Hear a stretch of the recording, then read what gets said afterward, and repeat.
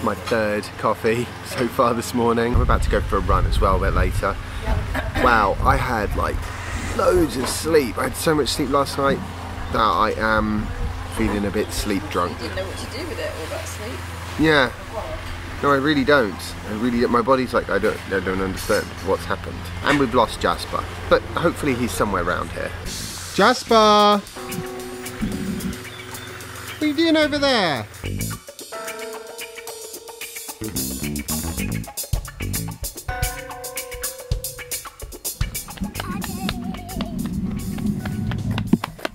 Hello.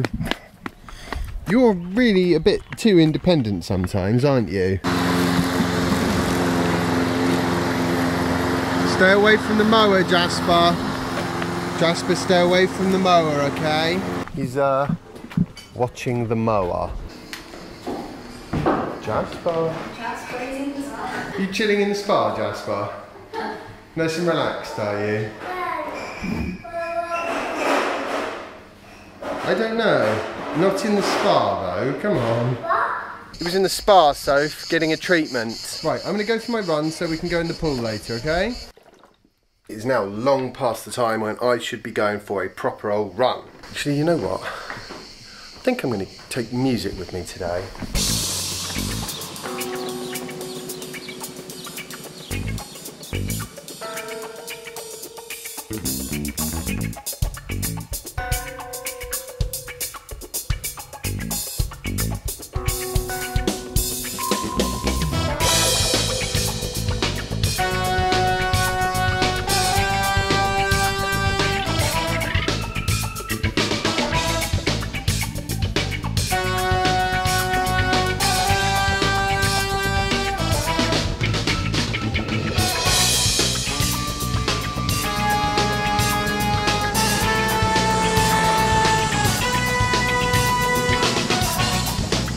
One massive problem with staying at the top of a hill.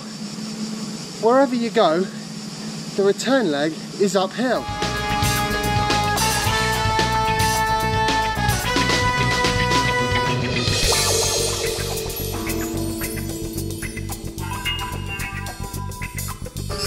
Oh, wow, that was a fun run. So what I was going to talk about today was Nissan and their e-pedal.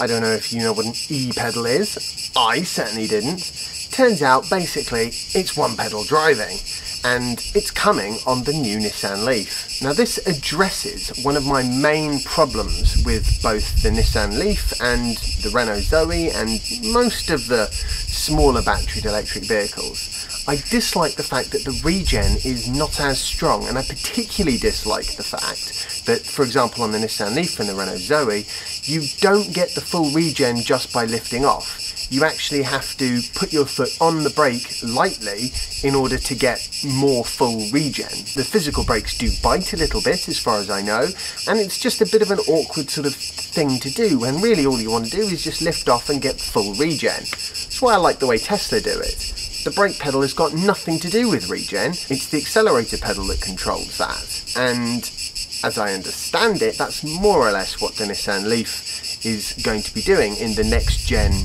incarnation. One thing that is particularly good about this is that it can actually bring the car to a stop, even going downhill, which I think is very clever, and that's not something that Tesla can do. It is something that I would like it to be able to do, but it can't. It gets you down to about 4 or 5 miles an hour if you're on a flat road and you give it long enough. So I'm extremely excited about the prospect of the new Nissan Leaf. It does sound to me like it could be a very interesting, very exciting car.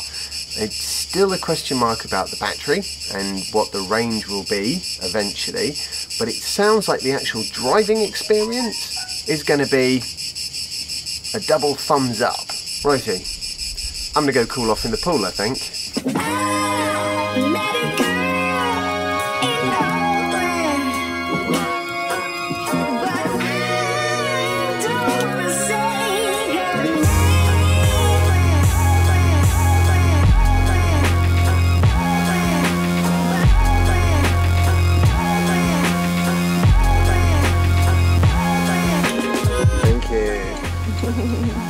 How ridiculously relaxing. I am totally chilled. And you know what that reminds me of? One pedal driving. I knew you'd bite up then. Worst link ever. What did you think of one pedal driving? You only really did it with the i3, didn't you? I seem to remember you said it took a bit of getting used to. I was just going to say that, but yeah. It does take a bit of getting used to. I think it's a more engaging way to drive. It's like Mama, the car is an extension of your body.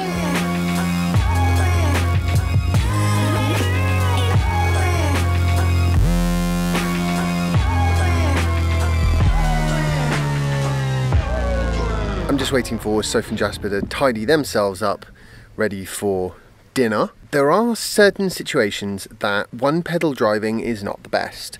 The one that springs to mind is chugging down the motorway. You don't want to have to constantly hold your accelerator pedal at a really precise point, otherwise the car goes into full regen. The solution that Tesla have come up with is to have autopilot, or just bog standard cruise control, or you can go into the menus and turn down the regen to low from standard, although I find that a bit of a faff.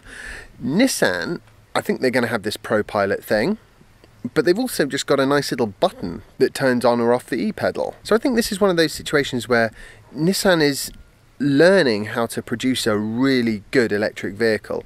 What I think is a shame is they produced the very first EV that went sort of relatively mass market in the Nissan Leaf, but what they've not really done is follow that up at any sort of speed, which is a real shame because they've let their lead totally slip. I mean, they've done a lot of work. I would like to see them reap the benefits of all that effort, but like I said, they are a little bit late to the party. Speaking of late to the party, time I collected Soph and Jasper and we head out for the evening.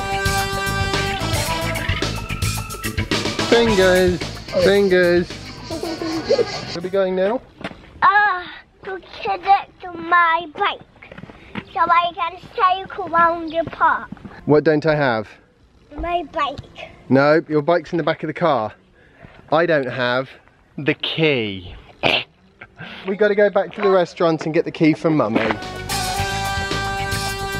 Oh look, my coffee's here. Can we have the key? He ran both ways.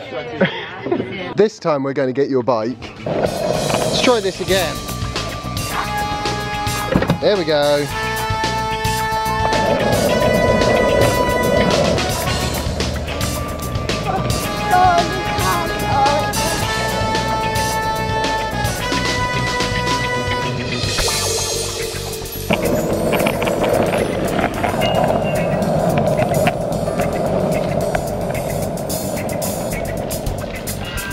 Yeah, that's what we're doing. He's just going round and round.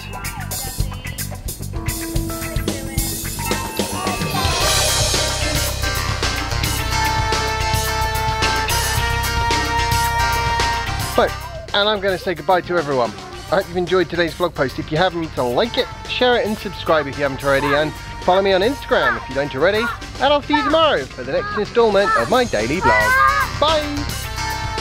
I'll let you into a little secret about making videos when you're running. Every time you stop to record a bit of footage, record both directions. That way, when you run back, you can just do it all in one go. You can concentrate on the running, and it also makes you look like a much better runner because, of course, you're nothing like as knackered on the way down as you will be on the way back.